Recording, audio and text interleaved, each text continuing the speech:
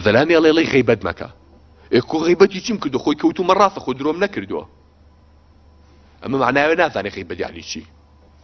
جا ئەم قسەی کەیسە عەرزی جەنابتانەکەم جوان لی تێبگەن لە مێشتانە.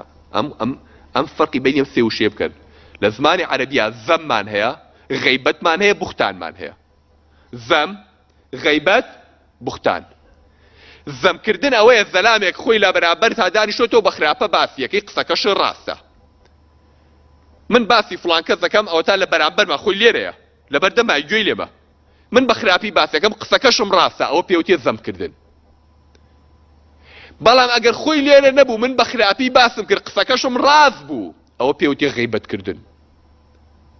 من بە خراپی باسم کردووە شتێکی خراپیم باس کردووە ڕاستی ژەکەم درۆ ناکەم بەڵام مادەم خۆی لێرەنیەوە پێوتێ غیبەت دۆکوایە گۆشتی ئەو زەلامە و بمردووی خواردبێ. لە حەدیثێکیشی پێغەمبەر صلی الله علیه و سلم هاتووە ئەفەرمێ ڕۆژی قیامەت کەلاکێ و زەلامە و بمردووی خەنە بەردەمەڵە وەرە و کەلاکەی بخۆ. ئەموو خواردووە لە دنیا. ئەی بوختان چییە؟ بوختانەوەی کابرا خۆی لێوێ بێ یا لێوێ نەبێت تۆ شتێکی بۆ هەڵبەستی کەوا دەبێی خراپ. ئەگەر ئەو قسەی تۆ کە بە خراپی باسی ئەو برایەتی کردویان ئەو خوشکەتی کردووە وا نەبوو ئەوە بوختانە خۆی لەوێ بێ یا لەوێ نەبێ.